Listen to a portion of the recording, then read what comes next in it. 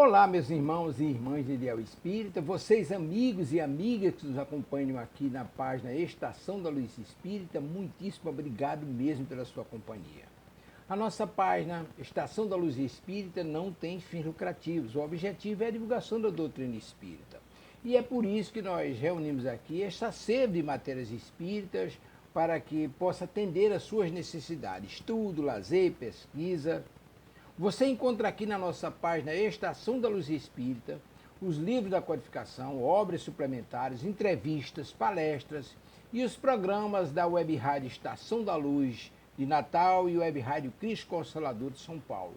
Ou seja, um acervo que atenda às suas necessidades, sem fins lucrativos. O objetivo é a divulgação da doutrina espírita. E agora eu convido você para nos acompanhar na reprodução de mais esse trabalho imperdível. Muito obrigado mesmo pela sua companhia e vamos juntos!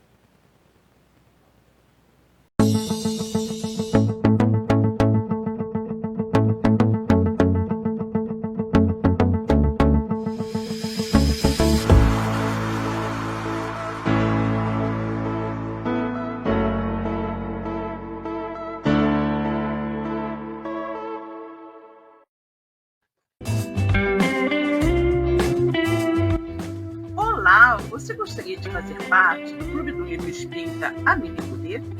O clube é administrado pela Casa Espírita Servidores da Associação Amigo e Poder de Estudo e Divulgação da Doutrina Espírita. Através de uma assinatura mensal de apenas R$ 35, você receberá em casa um livro espírita sem nenhum custo adicional de frete. Como sócio do clube, você estará ajudando na manutenção de nossa casa e também na divulgação da doutrina espírita. Para mais informações, mande mensagem de texto para o WhatsApp 21 99447 9666, Rio de Janeiro, e nós responderemos de imediato. O valor pago pelo livro é sempre muito mais barato do que o valor encontrado nas livrarias. Você vai adorar fazer parte do Clube do Livro Espírita Amélie Poder. Olá, queridas e queridos amigos de Ideal Espírita. É com muita satisfação que iniciamos agora pela nossa Web Rádio Cristo Consolador mais um programa Aprendendo com os Clássicos. Esse programa onde nós estudamos clássicos da literatura espírita. E com eles aprendemos bastante, né? Vamos cumprimentar a nossa querida Miriam Becker, que já está aqui conosco. Boa tarde a todos. Boa tarde, Miriam. Que bom que você está aqui, né? Muito bem. Vamos, então, para iniciar os nossos trabalhos de hoje, fazer a nossa prece de nossos queridos amigos espirituais que nos auxiliem na realização de mais um programa, ok? Convidamos a todos que estão nos assistindo e aqueles que irão nos assistir mais tarde através do vídeo que ficará gravado em nosso canal no YouTube, para levarem pensamento a Deus e acompanhem conosco esta pequenina prece, ok? Então vamos orar. Deus, Pai de infinita bondade, misericórdia e justiça. Jesus, nosso querido amigo, nosso mestre, guia e modelo de toda a humanidade. Queridos amigos espirituais que estão aqui conosco nesta tarde, para nos orientar, nos incluir e nos auxiliar na realização de mais esse programa. Obrigada pela presença amiga, obrigada, sobretudo, pela luz da doutrina espírita que ilumina as nossas vidas. Que todos nós, encarnados e desencarnados, possamos tirar o máximo proveito de tudo que será dito e estudado aqui na tarde de hoje. E assim, em teu nome, Pai, em nome de Jesus e em nome de toda essa espiritualidade amiga que coordena os programas da Web Rádio Cristo Consolador, começa agora mais um programa Aprendendo com os Clássicos, estudo do livro Roteiro, né? Ditado pelo Espírito Emmanuel, a psicografia do nosso querido Chico Xavier. Bom, nós hoje vamos estudar o capítulo de número 15 do livro Roteiro, que se chama Evangelho e Individualidade. Como sempre, é um capítulo muitíssimo interessante que vai chamar a atenção de todos nós para essa colocação de Emmanuel, muito preciosa, né? Então, vamos lá. evangelho e individualidade. Efetivamente, as massas acompanhavam o Cristo de perto. No entanto, não vemos no mestre a personificação do agitador comum. Isso é muito interessante. Muitas pessoas, até Emmanuel vai comentar isso aqui, tendem a chamar Jesus de um revolucionário da sua época, né? Mas todo revolucionário, ele objetiva atrair a atenção das pessoas para algo que ele deseja obter, né? Ele deseja que as pessoas sigam uma certa orientação política, ele deseja que as pessoas façam determinada coisa que ele considera o ideal, né? Mas Jesus, ele não tinha nenhum ponto assim que ele quisesse levar as massas naquela direção. Por exemplo, os judeus esperavam de Jesus que ele fosse o guerreiro que iria libertá-los do jugo romano. Mas Jesus em nenhum momento demonstrou qualquer tipo de ação no sentido de fazer com que o povo se levantasse contra o Império Romano. Nunca fez isso, né? De forma nenhuma. Então, vejamos. As massas acompanhavam o Cristo de perto, no entanto, não vemos no mestre a personificação do agitador comum. Em todos os climas políticos, as escolas religiosas, aproximando-se da legalidade humana, de alguma sorte, partilham da governança, estabelecendo regras espirituais com que adquirem poder sobre a multidão. Olha o que Emmanuel quer dizer aqui, né? Frequentemente, né? E ele diz aqui, em todos os climas políticos, as escolas religiosas se unem, de uma certa forma, ao poder dominante, né?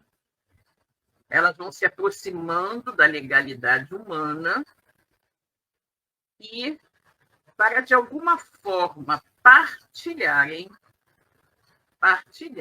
daquele poder também.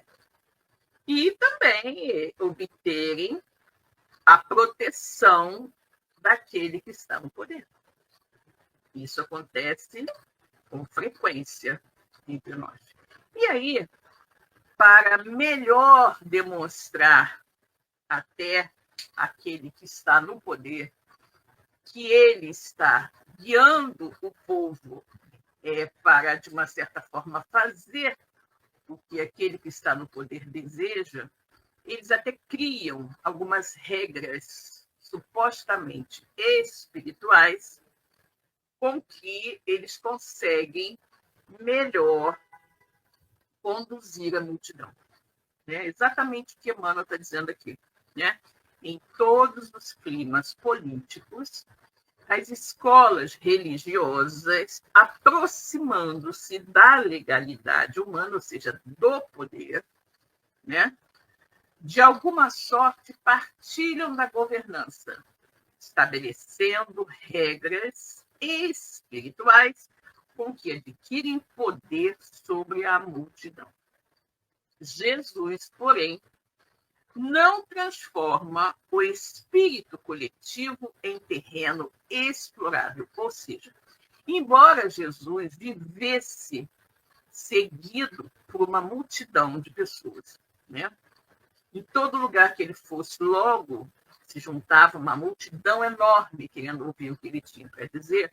Jesus jamais se aproveitou disso, né, para manipular a multidão, manipular as pessoas em direção a isso ou aquilo. Ele jamais se utilizou disso, né? Como coloca nas palavras de Emmanuel aqui, Jesus jamais transformou a coletividade em terreno explorável.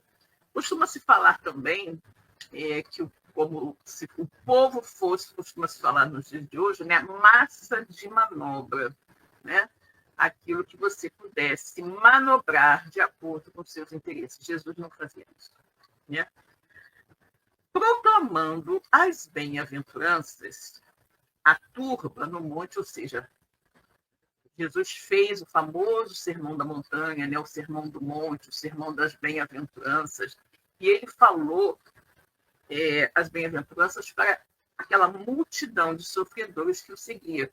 Bem-aventurados os pobres do espírito, porque deles é o reino dos céus. Bem-aventurados os mansos e pacíficos, porque estes herdarão a terra. Bem-aventurados os sequiosos de justiça, porque serão justiçados. Ou seja, as bem-aventuranças todas, Jesus oferecia às pessoas, dizia às pessoas, dando a elas a esperança de que todos obteriam aquilo de que precisassem, de que estivessem, aquilo que eles estivessem buscando, né? Então, proclamando as bem-aventuranças, a turba no monte, ele não a induz para a violência. Em nenhum momento Jesus induziu quem quer que fosse a violência, a fim de assaltar o celeiro dos outros. Ele mesmo multiplica o pão que o reconforte o povo e alimente o povo. É muito interessante aqui, né, quando Emmanuel diz que Jesus, proclamando as bem-aventuranças à multidão no monte, ele não a induzia à violência a fim de assaltar o celeiro dos outros. Ou seja, Jesus não incitava o povo a invadir a propriedade alheia, a invadir as casas das pessoas, os terrenos, as vinhas das pessoas para roubar, né? Ele jamais incitou as pessoas a fazerem isso, né? As pessoas que não tinham, ele jamais incitou que essas pessoas invadissem, saqueassem, roubassem daqueles que tinham, né? Ele jamais fez isso. Jesus também não convidava o povo a reivindicações. Não levava as pessoas a pedirem isso e aquilo, a reivindicarem ao governo ou a reivindicarem do dominador romano, o que quer que fosse, né? Ele aconselhava o quê? Respeito aos patrimônios da direção política, na sábia fórmula com que recomendava seja dado a César o que é de César. Exatamente. Chamar Jesus de revolucionário, considerando-se o termo, o significado do termo revolucionário nos nossos dias, é uma grande injustiça. Porque Jesus não foi. Né? Jesus não foi. Jesus foi o amor não amado. Jesus foi mestre, né? Ele ensinava o amor, o respeito, a consideração, o perdão, né? Jesus ensinava como nós deveríamos viver como irmãos, apesar das grandes diferenças, né? Então, chamar Jesus de revolucionário, com a acepção que essa palavra tem nos dias de hoje, é um absurdo, né? Então, Jesus aconselha respeito aos patrimônios da direção política, ou seja, respeitar os governantes, com a sábia fórmula com que ele recomendava seja dado a César o que é de César. Exatamente, essa questão de dar a César o que é de César foi uma das muitas armadilhas que os doutores da lei, os fariseus, apresentaram a Jesus. Por quê? Porque o Império Romano, sempre que invadia uma terra, ele exigia do povo invadido que pagasse, né, altos tributos, altos impostos ao invasor. Ou seja, além de ser invadido, ainda tinha que dar dinheiro para o invasor, né? Era o que Roma fazia, né? E, naturalmente, que o povo judeu odiava, né? Odiava, tinha muita raiva de pagar esses impostos, mas se não pagasse, seria morto, preso, obviamente, né? Receberia todo tipo de represália do invasor romano, extremamente violento. E existiam os publicanos, que eram aqueles naturais, né? aqueles judeus mesmo que trabalhavam para os romanos, cobrando os impostos do seu povo, do seu próprio povo, né? E aí essas pessoas eram muito mal vistas, né? Eram muito mal vistas, eram chamados publicanos, cobradores de impostos, eram muito mal vistos pelos demais judeus, né? Então nós temos a situação seguinte: em determinado momento, né, os judeus, né, esses doutores da lei, chegam junto de Jesus e falam: mestre, é lícito pagar o imposto a César? Né? Porque o que eles queriam ali de Jesus? Qualquer resposta que Jesus desse seria ruim.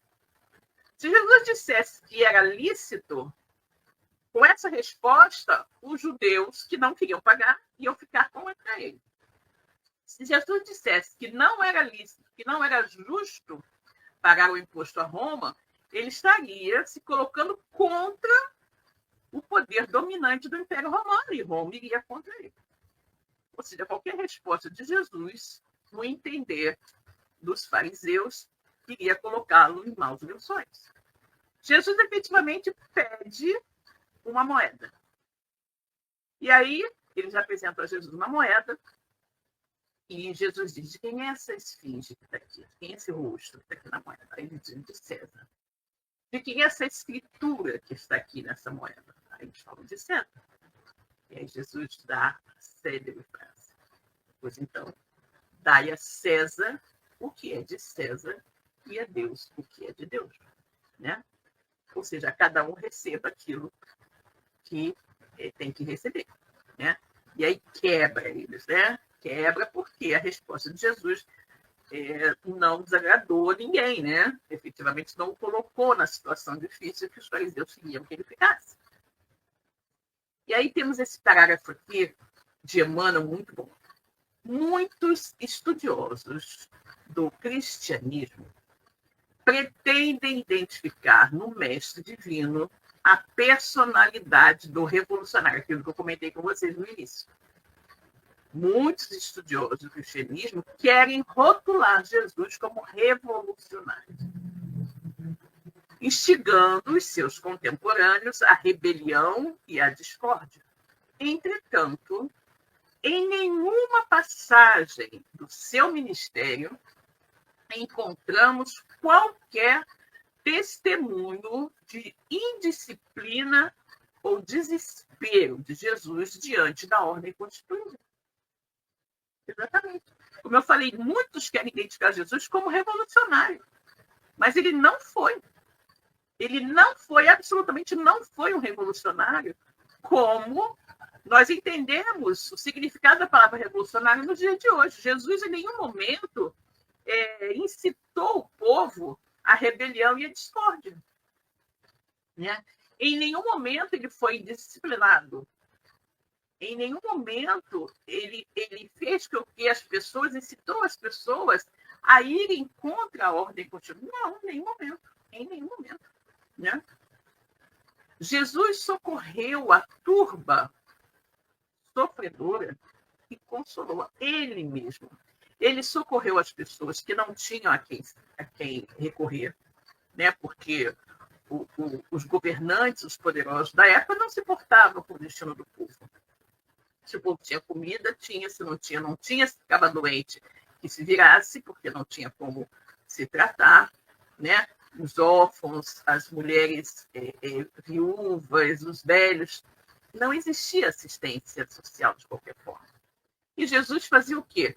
Jesus socorria todas as pessoas desvalidas, desprotegidas pelos poderosos, pelo poder constituído, ele mesmo. Ele mesmo. Ele socorria a turba sofredora e consolava. Ele não se mostrou interessado em libertar a comunidade das criaturas cuja evolução, até hoje, ainda exige lutas acerbas e provações incessantes. mas ele ajudou o homem a libertar-se. Né? Olha que interessante. Jesus não se mostrou interessado em libertar a comunidade das criaturas. Essa comunidade, cuja evolução até hoje exige lutas, provas, dores, né? Incessantes. Exatamente. Naquela época, Jesus não veio para libertar as pessoas dos seus problemas, das suas dificuldades. Por quê? Porque naquela época, como ainda hoje, nós precisamos dessas dificuldades, desses desafios, desses obstáculos, dessas lutas, dessas dores para crescermos espiritualmente. Né? Porém, Jesus nos ajudou a todos. De que maneira? Ele ajudou ao apóstolo quando ele disse, vem e segue-me. Né? Ele passou pela coletoria de impostos, onde estava ali Mateus Levi, o publicano, e disse, vem e segue-me. Maria Madalena, né? A mulher, ou a mulher que ia ser apedrejada, a adúltera. Né? Maria Madalena ele libertou dos espíritos que a obsidiavam, e a mulher que ia ser apedrejada, que não era Maria Madalena, né? A mulher que ia ser apedrejada porque foi pega em adultério, Jesus disse, vai e não peques mais. Né? Ao paralítico, Jesus fala para ele, ergue-te e anda. Aquela mulher cirofenícia, né? Jesus disse para ela, a tua fé te salvou. Lembra dessa mulher, a mulher hemorroíça? A mulher hemorroíça que acho que há 12 anos tinha um fluxo sanguíneo constante, né? Que tinha aquela hemorragia constante da qual ela não conseguia se livrar, mas ela tinha tanta fé que ela acreditava que apenas se ela tocasse a roupa de Jesus, ela ficaria curada. E ela fez isso. No meio a uma enorme multidão, ela conseguiu se aproximar de Jesus e tocou a sua roupa. Não tocou nem, tocou na roupa. E Jesus sentiu que dele saiu poder, né? Como ele dizia, saiu energia, saiu aquele magnetismo curador. E aí ele procurou assim, quem me tocou, os seus apóstolos. Mas como, mestre? No meio dessa multidão, todo mundo me apertando, como é que vai? Todo mundo, né? Mas não, alguém me tocou de maneira diferente. Eu senti que de mim saiu poder, saiu o magnetismo curador. E aí a mulher se apresenta, fui eu. Né? E aí Jesus diz para ela, a tua fé te salvou. Ou seja, ela tinha uma fé tão grande que se apenas tocasse na roupa de Jesus, ela ficaria curada, que ela conseguiu. E aí ele diz para ela, a tua fé te salvou. Observe que Jesus dizia coisas específicas, coisas individuais, segundo a situação de cada uma das pessoas com as quais ele se deparava. Né? Ele não falava para a multidão, faça isso, faça aquilo, não. Por toda parte, vemos Jesus interessado em levantar o espírito de cada um, buscando erigir o templo da responsabilidade em cada consciência e o altar dos serviços aos semelhantes em cada coração. Olha que, nesse ponto, Emmanuel nos chama a atenção para quê? Para algo que nós falamos muito na doutrina espírita, que é a reforma íntima. Né? Melhoria individual. O que Jesus fazia era nos exortar à reforma íntima. Eu não posso mudar o mundo, não tenho condições de mudar o mundo, então eu vou mudar a mim mesmo. Né? A gente tem que lembrar que tudo aquilo, né, tudo aquilo que eu desejo ver no mundo, de mudança, de melhoria, tem que começar em mim. E era isso exatamente que Jesus fazia. Jesus, ele estava sempre voltado, né, interessado em levantar o caído. Fazer com que a pessoa tivesse mais responsabilidade com a sua própria consciência, com o seu espírito, com a sua reforma íntima. Né? e que ele diz aqui que nós erigíssemos o altar, né, dos serviços ao semelhante em cada coração. Jesus disse, né, aquele que será o maior no reino dos céus é aquele que mais servir. Então, Jesus nos exortava a que nós nos conhecêssemos mais e, a partir desse autoconhecimento, fôssemos nos burilando, fôssemos nos tornando a cada dia uma pessoa melhor. E, diante de uma situação ou outra que os apóstolos viveram, quando estavam querendo saber quem era o maior dentre eles, Jesus ouve aquilo e não perde a oportunidade de ensinar e diz que aquele que quisesse ser o maior, que fosse o maior servidor. Né? E aí ele já vem nos dar aqui esta lição de humildade, né? De benevolência, de fraternidade. Se eu quero ser grande diante de Deus, que eu seja um grande servidor, um grande amigo dos necessitados e de todas as pessoas, né? Fazer o bem. Que eu seja alguém que faz o bem. Que eu sirva as pessoas, fazendo o bem. Não necessariamente eu preciso sair por aí distribuindo bens materiais, mas eu posso conversar, ter uma conversa edificante com alguém que vai fazer com que essa pessoa tenha mais bom ânimo, mais coragem para enfrentar as dificuldades da vida. Eu posso apenas ouvir alguém que deseja desabafar, conversar. Né? Existem muitas maneiras de nós efetivamente servirmos, né? Servirmos alguém. Não necessariamente apenas através da distribuição de bens materiais, de recursos amoedados. Né? Há muita coisa positiva que se pode fazer apenas até mesmo dar um simples sorriso, um bom dia, boa tarde, boa noite para uma pessoa. Né? Exatamente isso. E era isso que Jesus nos exortava. Né? Jesus estava sempre buscando, interessado em levantar o espírito, buscando erigir o templo da responsabilidade em cada consciência e o altar dos serviços aos semelhantes em cada coração. Vamos cumprimentar a nossa querida Maria de Fátima Enes, que chegou agora, né? Boa tarde a todos. Boa tarde, Fátima. Que bom que você está aqui. E aí, continuando.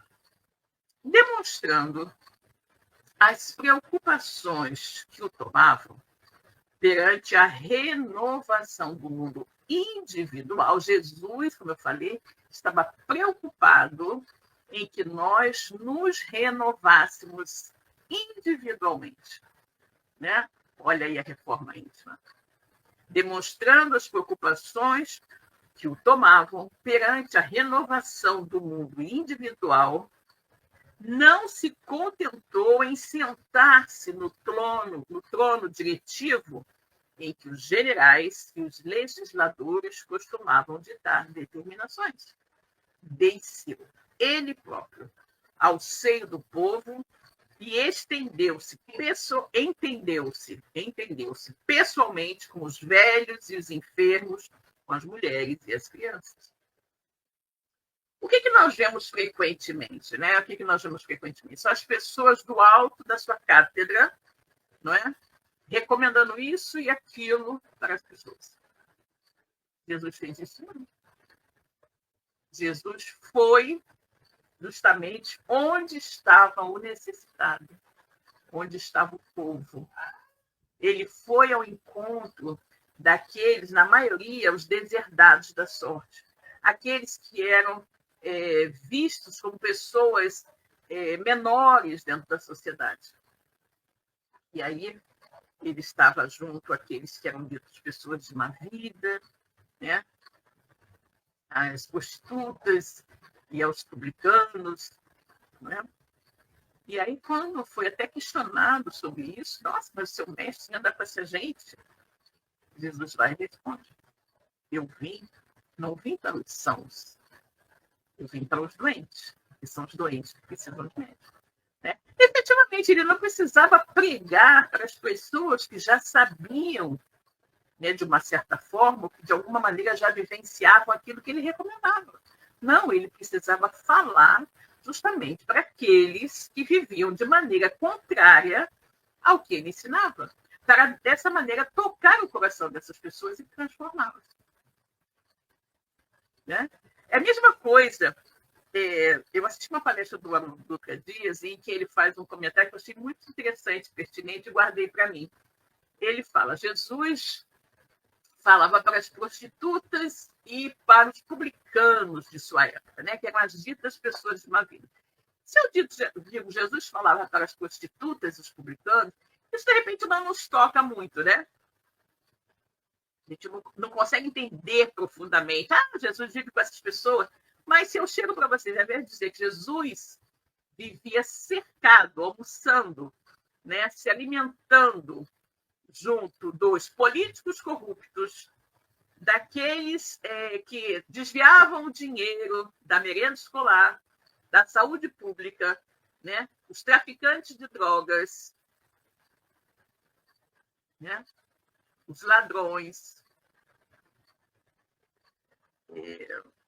todas essas pessoas, né, que a gente veja, né, os políticos corruptos que desviam dinheiro, que recebem propina e tudo isso. Nossa, aí a gente entende bem mais, né? Aí o exemplo fica muito mais forte.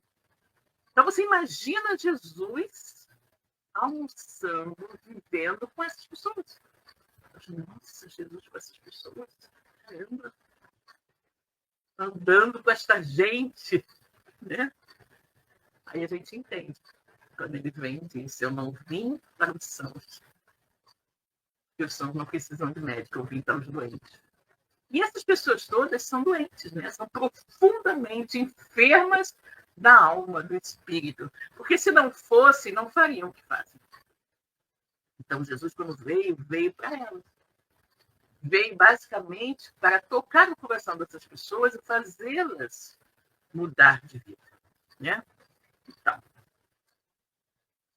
Jesus, né, entreteve-se em dilatadas conversações com as criaturas transviadas e reconhecidamente infelizes. Ele usa a bondade fraternal para com Madalena, a obsidiada, tanto quanto emprega a gentileza no trato com Zaqueu, o publicano, o chefe dos publicanos ricos. Seria assim, digamos, o corrupto mor. Né? O corrupto mor Zaqueu. E aí nós temos aqui esse parágrafo de Emmanuel, que é muito, muito bom. Jesus reconhecendo que a tirania e a dor deveriam permanecer ainda por um largo tempo na Terra, e não é o que a gente tem até hoje, gente. Quantos tiranos ainda existem por aí? O quanto de dor nós ainda vivenciamos. Hoje, passados mais de 2000 anos da vinda de Jesus à Terra, nós ainda estamos abraços com muito disso, né? Tirania e dor. Então, Jesus, reconhecendo que a tirania e a dor deveriam permanecer ainda por largo tempo na Terra, na condição de quê? De males necessários à retificação das inteligências. Exatamente, gente. No nível evolutivo em que nós estamos, nós cometemos muitos erros. E como é que nós conseguimos, de uma certa maneira, corrigir os erros? Através da expiação, da dor, do sofrimento. O planeta onde nós estamos alocados é o planeta que está de acordo com a nossa evolução, com o tipo de espírito que nós somos. Então, aqui, nesse planeta de provas e expiações, existe muito mais dor e sofrimento do que alegria. Então, até hoje, esse entendimento de Jesus ainda é bastante válido para nós. Passados mais de 2000 anos. Então, Jesus reconhecia que a tirania e a dor deveriam permanecer ainda por largo tempo na Terra, na condição de males necessários à retificação das inteligências. A dor não é mestra? Não é através da dor que a gente aprende? Não é sofrendo aquilo que a gente fez outros sofrerem que a gente aprende que não é bom fazer aquilo, que não devemos fazer? Exatamente. O benfeitor celeste foi, acima de tudo, o orientador. Ele sabia, Jesus sabia que a dor e o sofrimento não saíam da terra tão cedo. Então, ele vem nos orientar para a transformação de cada um de nós, a transformação individual que cada um de nós deveria fazer em si mesmo, né? O único movimento de libertação dos nossos espíritos, com base no esforço próprio e na renúncia ao próprio eu. Gente, por que é que nós sofremos na Terra? Por quê? Porque nós não vivemos segundo a lei de Deus. Porque nós ainda estamos muito apegados aos interesses do eu. E o que são os interesses do eu? São os interesses do ego, do egoísmo. Eu antes de qualquer outro. E quando eu me deixo levar pelo egoísmo, eu faço coisas ruins, né? Eu faço coisas que não são boas para o meu semelhante. E daí eu deveria naturalmente responder por isso. Se eu não fizer nada que vá me colocar em má situação junto aos homens, com certeza, junto à justiça dos homens, com certeza, diante da justiça de Deus, eu não vou escapar. Da justiça de Deus, eu não vou escapar. E aí, nesta existência mesmo, ou numa outra, eu terei que resgatar aqueles erros. E aí virei com dor e sofrimento, né? Agora, se eu mudo a minha maneira de ser, se, como diz aqui Emmanuel, né, eu busco ter uma transformação individual, né? Busco libertar o meu espírito do domínio do eu, né? Renunciando ao meu egoísmo e sendo mais fraterno, obviamente que eu não estarei acumulando débitos que precisarão ser pagos numa outra existência, né? Então, repetindo aqui, isso aqui é muito importante. Reconhecendo que a tirania e a dor deveriam permanecer ainda por largo tempo na Terra, na condição de males necessários à retificação das inteligências, ou seja, daqueles espíritos equivocados que habitam o planeta, o benfeitor celeste Jesus foi, acima de tudo, o orientador, o mestre da transformação de cada um de nós. O único movimento de liberação do espírito que Jesus nos incentivou, o único movimento de liberação foi o movimento de liberação dos nossos próprios espíritos, do nosso eu egoísta, a libertação do homem velho.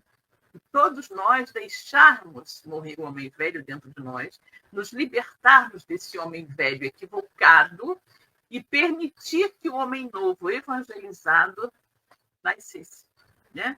Então, Jesus nos exortou à libertação de nós mesmos, né? Desse homem velho e equivocado.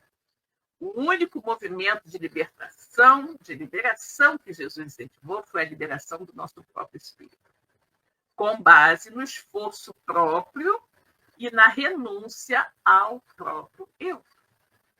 Na renúncia ao nosso ego, né? Na renúncia ao egoísmo, que é a maior chaga da humanidade. Para isso, o que Jesus fez? Ele lutou, amou, lutou sem armas, né? Todos sabemos. Amou, serviu e sofreu até a crucificação, confirmando com o seu próprio sacrifício a sua doutrina, a sua doutrina de revolução como revolução interior, revolução individual, revolução própria. Né? Jesus nos exortou a fazermos a revolução dentro de nós mesmos, a revolução totalmente individualizada. Eu vou revolucionar a minha maneira de ser. Eu vou deixar de ser como eu sou e vou mudar para ser uma pessoa melhor. Vou fazer a minha reforma íntima. Então, Jesus, né, ele, através do seu próprio sacrifício, né, ele veio nos demonstrar, nos exemplificar a sua doutrina de amor e revolução interior. Quando ele disse, e aquele que deseje fazer-se o maior no reino dos céus, seja no mundo o servidor de todos. Exatamente, né, gente? Exatamente isso. E é muito lindo, né? Quando nós paramos para observar isso.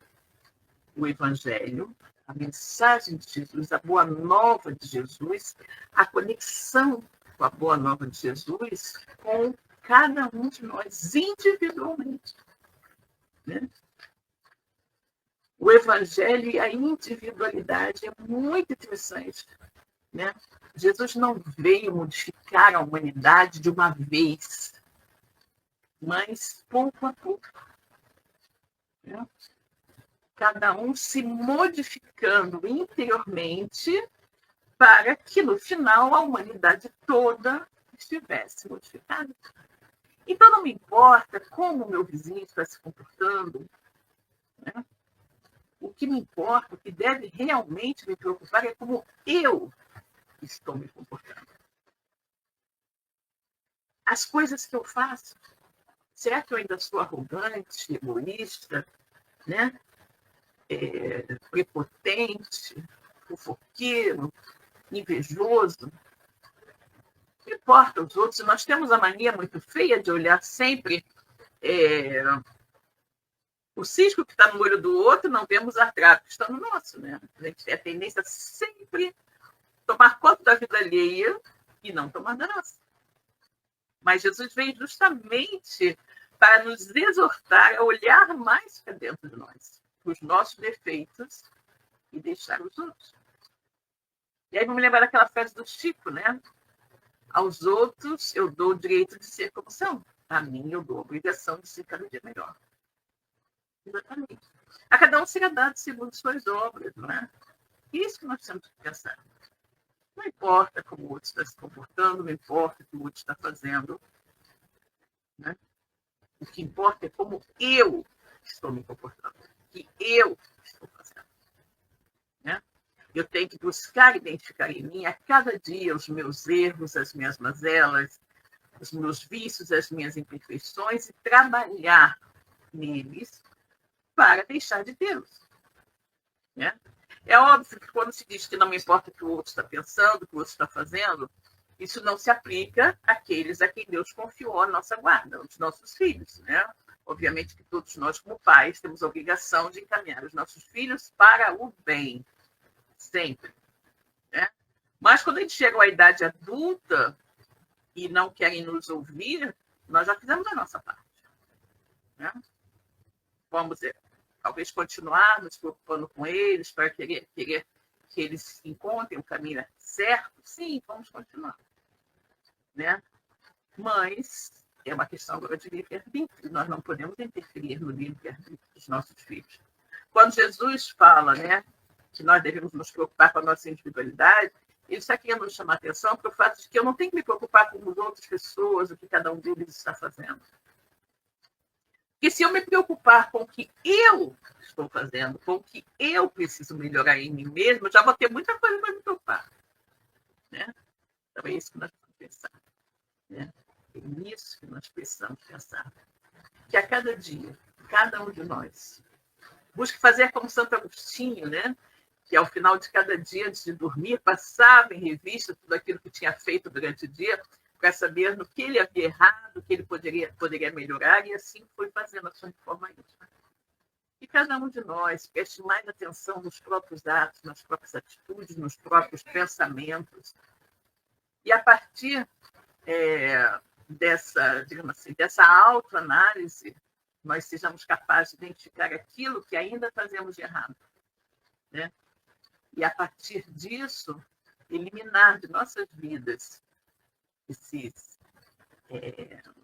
essas pedras, esses empecilhos para a nossa jornada evolutiva em direção ao Pai. Cada um de nós possa ser, a cada dia, um pouquinho melhor. Essa é a ideia, né? Essa é a ideia. Bem, meus queridos, vamos ficando por aqui, esperando que vocês tenham apreciado a nossa reflexão de hoje do livro Roteiro de Emmanuel, Evangelho e Individualidade. E que todos nós possamos efetivamente, né, usar essas meditações, né, essas conjecturas aqui, a que Emmanuel nos levou a fazer no nosso dia a dia, para que sejamos verdadeiramente, a cada dia, um pouquinho melhores. Um grande beijo para todos, fiquem com Deus e até a próxima. Tchau, tchau.